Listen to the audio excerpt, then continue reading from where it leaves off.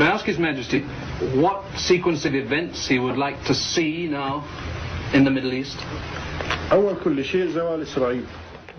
كان هذا مقطعا من مقابلة للملك فيصل مع قناة BBC البريطانية، وقبلها وقف فيصل حين كان وليا للعهد في الأمم المتحدة قائلا إن مشكلة العالم هي إسرائيل، وقبل ذلك كله حين كان مبعوثا لوالده للأمم المتحدة لحظة إقرار تقسيم فلسطين بعث برسالة لأبيه يطلب منه قطع العلاقات مع الولايات المتحدة بسبب موافقتها على التقسيم. الملك فيصل بن عبد العزيز آل سعود ولد ملكا. فيصل بن عبد العزيز بن عبد الرحمن آل سعود هو الابن الثالث لمؤسس السعودية الحديثة الملك عبد العزيز آل سعود. والدته حفيدة ما يعرف بالسعودية بإمام الدعوة محمد بن عبد الوهاب، وتدعى الأميرة طرف آل الشيخ، وتوفيت بعد ولادته ب6 أشهر فقط عام 1906 ليتربى في بيت جديه لأمه، ما أعطاه فرصة لينشأ نشأة دينية محافظة، فقد تعلم القراءة والكتابة باكرا، وأتم حفظ القرآن الكريم قبل بلوغه 10، كما اكتسب بعض مهارات الفروسية، حتى أنه نال إعجاب والده عبد العزيز بحجته وقدرته على المجادلة والنقاش، ما دفع عبد العزيز مبكرا لإقحام فيصل في عالم السياسة والحروب. ففي تلك الفترة كان بن سعود ما زال في طور ما يعرف بالتأسيس الثالث لحكم آل سعود، وكان يخوض ما تعرف بحروب توحيد السعودية، والتي رافق بها فيصل والده منذ أن كان طفلا، وفي عمر 16 قاد حملة بنفسه. أما عن دوره السياسي المبكر ففي عمر 13 أرسله والده على رأس وفد إلى بريطانيا وفرنسا، وهناك جلس الطفل فيصل مع القادة والسياسيين يناقش أمور السياسة ويجادل ويطرح وجهة نظر والده. كل هذه المعطيات ساهمت بأن ينشأ فيصل نشأة ستؤهله لاحقا لصناعة أحداث تغير مجرى التاريخ، وكتابة اسمه في هذا التاريخ كرجل لن ينسى. شاب منطلق. شهدت فترة العشرينات وأوائل الثلاثينيات وضع اللمسات الأخيرة لقيام المملكة العربية السعودية، والتي كان لفيصل دور بارز فيها. فالشاب قاد حملات عسكرية ساهمت في إخضاع مناطق عديدة لحكم أبيه، ولعل أبرزها كانت حملته باتجاه صنعاء زمن حكم الإمام، حيث كان على وشك دخولها لولا أوامر والده له بالانسحاب بعد رضوخ إمام اليمن لمطالب السعوديين بترسيم الحدود. كما أصبح فيصل بعمر 20 عاما نائبا لوالده على الرغم من كونه ليس أكبر أبنائه، وبعدها بعام تسلم رئاسة مجلس الشورى.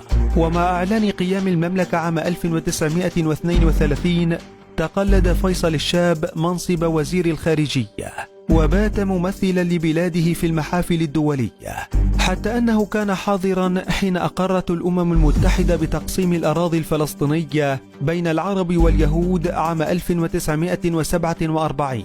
فأرسل فيصل برقية لوالده يطلب منه قطع العلاقات مع الولايات المتحدة بسبب موقفها الداعم لقيام إسرائيل، لكن طلبه لم يجاب. وفي أعقاب حرب العام 1948 كان فيصل داعما لدخول بلاده في حرب العرب ضد إسرائيل، وأيضا كان السبب في قطع علاقات المملكة مع إيران بعد اعترافها بإسرائيل كثاني البلاد الإسلامية بعد تركيا، حتى جاء العام 1953 وهو العام الذي شهد وفاة الملك المؤسس عبد العزيز آل سعود. ولاية العهد. تولى الملك سعود الحكم خلفا لوالده، واختير شقيقه فيصل وليا للعهد ونائبا لرئيس مجلس الوزراء، بالإضافة لاحتفاظه بوزارة الخارجية، ليبدأ بعدها بسلسلة زيارات لدول العالم لتوطيد علاقات المملكة وتثبيتها مع الدول الأخرى، حتى جاء العام 1957 والذي شهد أزمة اقتصادية في السعودية، فتولى وزارة المالية في سبيل تخفيف آثار الأزمة على المملكة. وفي ذلك الوقت أيضا كان نجم عبد الناصر قد سطع، وبات المهدد الأكبر للأنظمة الملكية أمور ومعطيات يرافقها تفاقم الأزمة الاقتصادية ستسهم في نشوب خلاف بين الملك سعود والأمير فيصل، وذلك مطلع ستينيات القرن الماضي. على إثره سيجرد الملك سعود شقيقه من مناصبه في الحكومة السعودية قبل أن يعيدها له لاحقا بعد أن باتت السعودية مهددة عقب دخول عبد الناصر إلى اليمن.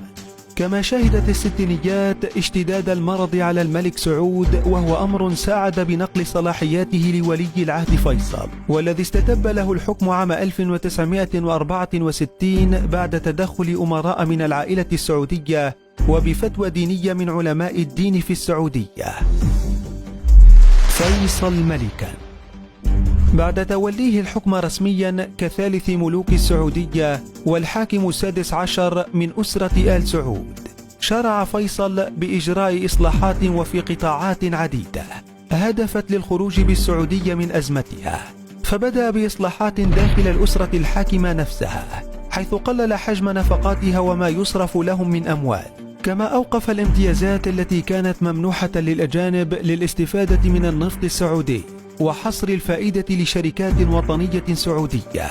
وأمر أيضا بعملية تطوير في القطاع الزراعي، حيث في عهده انتعشت تجارة التمور، وأنشأ عدد من السدود وقنوات الري، وأصلح شبكة المواصلات داخل السعودية، وأعاد تأهيل طرق المواصلات مع الدول المجاورة. كما عمل على تحديث قطاع الصحة بإنشاء عدد من المستشفيات وابتعاث شباب السعودية للخارج للاستفادة من قدراتهم. كان هذا على الصعيد الداخلي. أما على الصعيد الخارجي فسعى لفرض علاقات ندية مع الدول الغربية تحديدا، وظهر ذلك من خلال استقبال حاشد شهير له في لندن عام 1967، وكان في ذلك الوقت حدثا نادرا لملك عربي. كما سعى لإعادة ترميم علاقات السعودية مع البلاد العربية وتحديدا مصر، وذلك عقب هزيمتها في حرب عام 1967، حين اقترح في مؤتمر الخرطوم تقديم المساعدة لمصر لإعادة تأهيل جيشها تحسبا لمواجهة قادمة مع إسرائيل التي كان فيصل يرى فيها سرطانا في المنطقة، لتكون قضية فلسطين هي قضيته الأبرز عربيا ودوليا. فيصل وفلسطين. ماذا ننتظر؟ هل ننتظر الضمير العالمي؟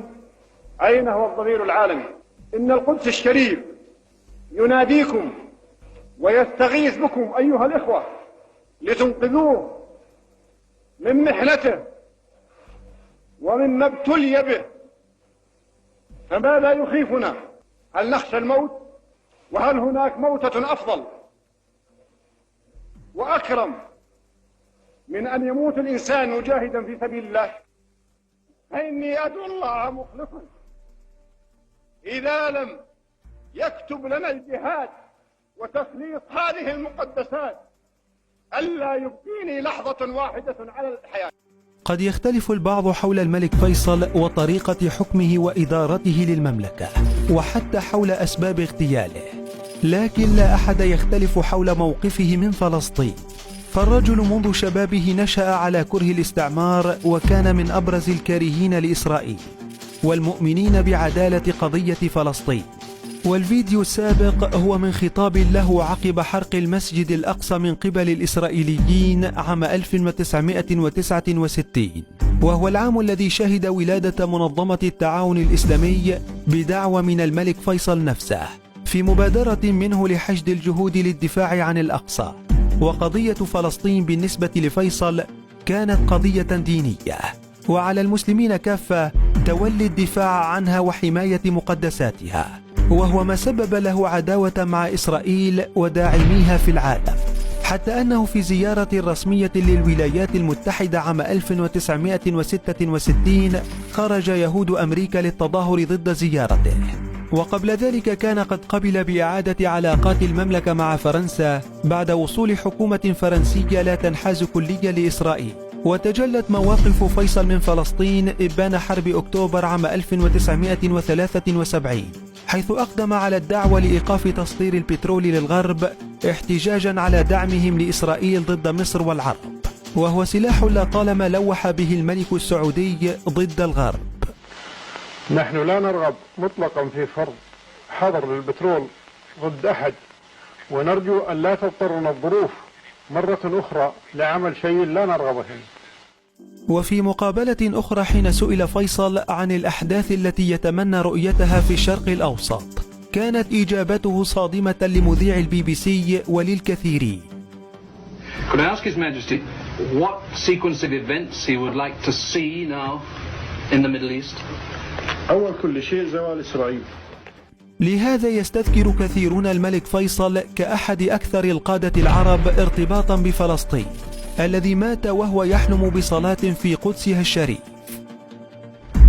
اغتيال غامض.